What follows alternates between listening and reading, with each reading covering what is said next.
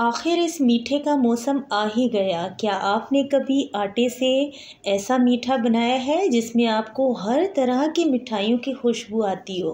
इसका स्वाद तो बस वही जानते हैं जिन्होंने इसे बनाकर खाया है। ये इस कदर जायकेदार, इस कदर लजीज और इतना नरम और मुलायम बनता है और इसकी खुशबू इतनी कमाल है। जिस दिन आपके घर बनेगा पूरा घर खुशबू से महकेगा। आप बनाकर तो देखें। अस्सलाम वालेकुम, मैं हूँ किरण और आप देख रहे हैं यूट्यूब चैनल किरण के खाने। हमारे यहाँ इसे आटे का मीठा पेड़ा कहा जाता है और हमारे यहाँ इसे तेज़ ठंड के मौसम में बनाया जाता है। लेकिन कोई गल नहीं, तेज़ ठंड आने वाली है तो आप सबने ज़रूर बनाना है। सबसे पहले एक खुला सा बर्तन लीजिएगा जिसमें तोड़कर एक अदद अंडा, 2 चम्मच भरकर इसमें हमने मिल्क पाउडर डाले हैं, 2 चम्मच चीनी और आधा टीस्पून सिर्फ आपने इसमें नमक डालना है। 3 चम्मच भरकर आपने इसमें कुकिंग ऑयल डालने हैं या फिर मक्खन डालने हैं। ठीक है, दोनों में से कुछ भी आप इस्तेमाल कर सकते हैं। सारी चीज़ों को अच्छी तरह मिक्स कर लीजिएगा।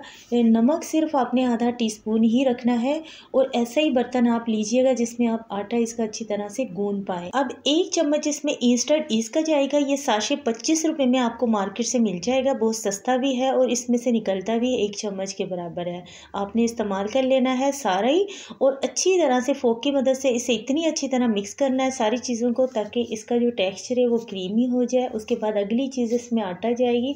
आटे को इस्तेमाल से पहले आपने छानना ज़रूर है।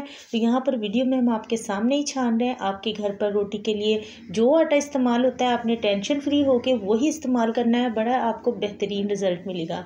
सारी चीज़ों को अच्छी तरह आपने मिक्स कर लेना है आटे के साथ। थोड़ा थोड़ा करके हम आटे का इस्तेमाल करेंगे, अच्छी तरह से मिक्स कर लेंगे। पहले हमने 1.5 कप डाला, आधा कप और, अब इसमें आधा कप और भी हम आटा डालेंगे। तकरीबन इसमें हमने 250 ग्राम आटे का इस्तेमाल किया है। तकरीबन 2.5 कप बनते हैं नॉर्मल साइज़ के टी कप के हिसाब से। अब इसे गूंदने के लिए आपने दूध का इस्तेमाल करना है और दूध जो है आप कच्चा या पका हुआ दोनों ही कर सकते हैं। थोड़ा थोड़ा करके दूध डालकर आपने इसका डो बनाना है। उसके बाद अच्छी तरह इसे गूंद लीजिएगा। जैसे डेली रूटीन में हम आटा गूंदते हैं वैसे ऊपर लास्ट में इसके ऊपर हल्का कुकिंग ऑयल लगाकर इसे कवर करके आपने रखना है आधा या पौन घंटे के लिए। तब तक हम यहाँ पर इसके लिए जो इसमें स्टफिंग करेंगे उसकी मसाले की तैयारी करते हैं।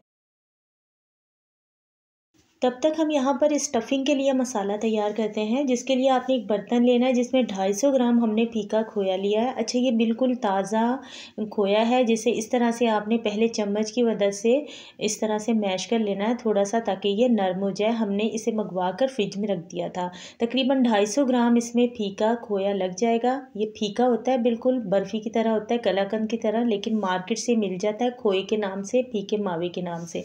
आधा कप इसमें आपने डेयरी क्रीम डालनी है, बिल्कुल फ्रेश क्रीम है टेट्रा पैक वाली, वो जाएगी इसमें। और तकरीबन 2 चम्मच भरकर आपने इसमें डाल देने हैं बिल्कुल यानी कि दरदरे से पिसे हुए बादाम। ठीक है, मेवा आप वो इस्तेमाल कर सकते हैं जो जो मेवे आपको पसंद है। हमने सिर्फ इसमें बादाम का इस्तेमाल किया है। वैसे हम इसमें काजू, पिस्ता, बादाम सारी चीज़ें मिक्स करके भी इस्तेमाल कर लेते हैं, लेकिन अभी हमारे पास फ़िलहाल बादाम ही रखे हुए थे तो हमने बादाम के साथ ही बना लिया। तो यहाँ पर देखिए इसे सारी चीज़ों को आपने इस तरह मिक्स कर लेना है। ये स्टफिंग के लिए ये जो मसाला है ये इस कदर लजीज है, उस वक्त आपने इसकी आधी चम्मच खाकर ज़रूर देखनी है, बहुत ही मज़े की लगती है।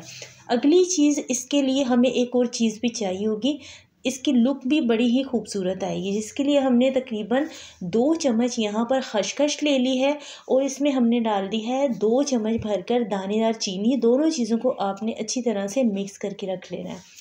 उसके बाद जी ये अब तकरीबन पौन घंटा हो गया हमने यहाँ पर इसे रखे हुए। अच्छा, खसखस जो है ना वो आपके साथ ये भी शेयर करना बहुत ज़रूरी है कि उसमें बहुत ज़्यादा मिट्टी होती है हमारे ना, उसे साफ़ करके तो डब्बों में भर कर रख दिया जाता है। तो जब भी हमें इस्तेमाल करनी होती है तो आसानी हो जाती है। तो इसलिए उसको धोकर आपने थोड़ा ड्राई करना है फिर इस्तेमाल करनी है। अब जो डो आटा हमने तैयार करके रखा था तकरीबन उसे पौन घंटा हो चुका था रखे हुए।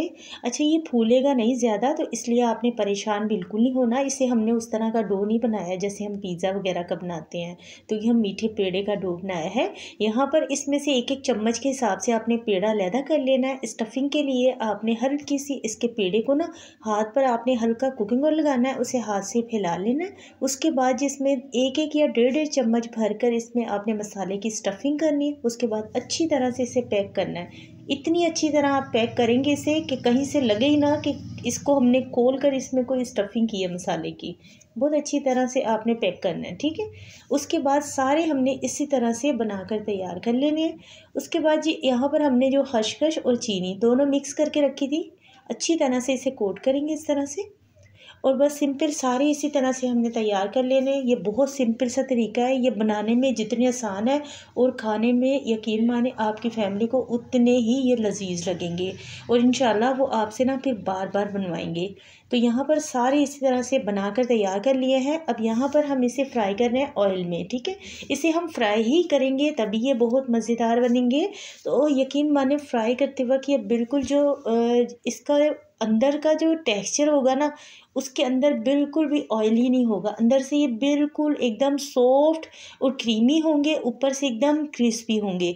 तो यही इसकी ख़ास बात है, इसीलिए ये खाने में बहुत मज़े के लगते हैं। हल्की सी आंच पर आपने इन्हें फ्राई करना है, जल्दी नहीं करनी है फ्राई करने में। ऑयल में डालने के बाद एक साइड पे रहने दीजिएगा और चूल्हे की आंच को हल्का कर दीजिएगा। हल्की आंच पर दोनों साइडों पर जब ऐसा खूबसूरत कलर आ जाएगा, तकरीबन टाइमिंग जो है वो 12 मिनट लग सकते हैं इन्हें फ्राई होने में।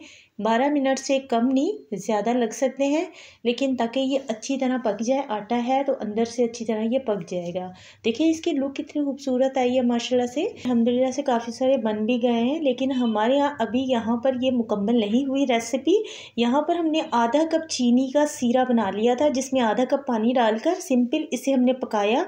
जब इसका एक चिपचिपा सा सीरा तैयार हो गया, इसमें हमने चारों मग्स डाल दिए हैं और साथ में हमने इसमें कोकोनट, हमारे पास खोपरा रखा हुआ था, उसकी कटिंग करके वो डाल दिया। एक तो लुक खूबसूरत आएगी और दूसरा जो इसका हमने सीरा बनाया है चीनी का, इसकी वजह से हमने ये जो मीठे पेड़े बनाए हैं ये मीठे होंगे, क्योंकि इसके अंदर हमने बहुत कम चीनी का इस्तेमाल किया है। और इसका जो इस स्टफिंग का जो मसाला था उसमें भी हमने चीनी नहीं डाली, तो इसलिए ये अंदर से एकदम फीका है। ये जिसे मीठा कम पसंद है वो हल्के मीठे खाएं और जिसे तेज़ मीठा पसंद है वो तेज़ मीठे खाएं। इस तरह से आपने सीरे में इसे डिप करते जाना है और बाकी जो है ना इसके ऊपर सारा सीरा आपने डाल देना है। किसी भी बॉक्स में डाल कर रख दीजिएगा।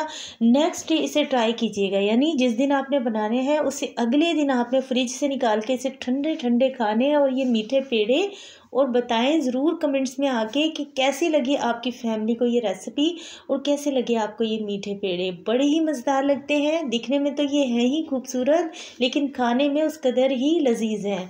उम्मीद करती हूँ आज की ये छोटी सी हमारी मेहनत आपको ज़रूर पसंद आई होगी और इसे आपने ज़रूर बनाना है। मिलते हैं नेक्स्ट वीडियो में। Thank you for watching. Allah हाफिज़।